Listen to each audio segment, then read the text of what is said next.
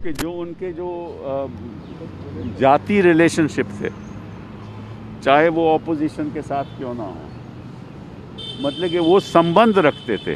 वो ऐसे आदमी थे जो सबके साथ संबंध रखते थे और उनको मालूम था कि कभी ना कभी कहीं ना कहीं नाराज़ करोगे तो साथ भी लेना पड़ेगा किसी ने, तो नाराज़ करने का कोई किसी को फ़ायदा नहीं है। तो मेरे तो खैर व्यक्तिगत उनके साथ जो संबंध थे उसके बारे में कहना नहीं चाहता, लेकिन जिस तरह से उन्होंने कांग्रेस पार्टी को संभाला कोई और शख्स कभी नहीं संभाल सकता था।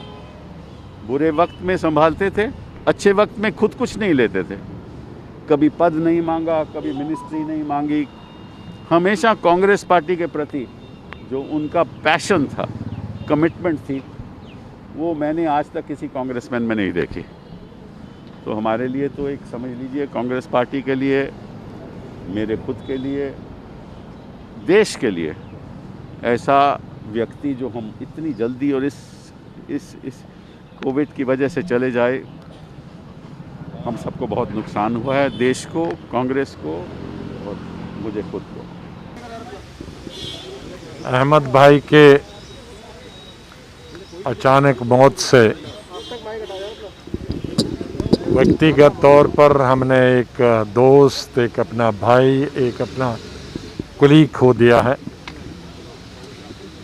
हम लोग पिछले 45 वर्षों से यूथ कांग्रेस के ज़माने से लेकर आज तक एक परिवार की तरह काम करते आए हैं और इन 45 वर्षों में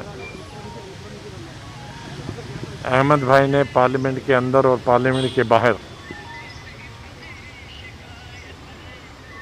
जो लोगों की सेवा की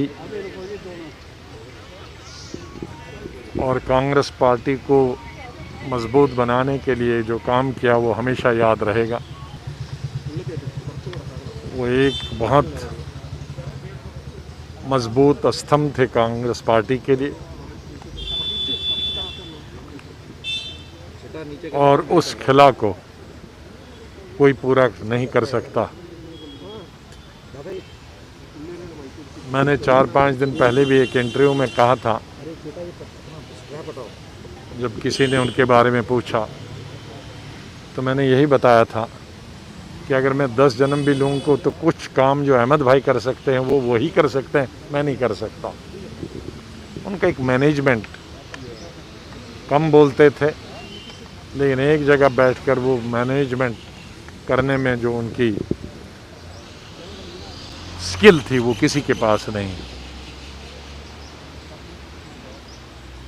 आज हमने ऐसे लीडर को खो दिया है जिससे व्यक्तिगत तौर पर भी हमने, जैसे मैंने कहा, एक भाई, एक दोस्त, एक कुलीग खोया है और कांग्रेस पार्टी ने एक बहुत बड़ा लीडर खोया है।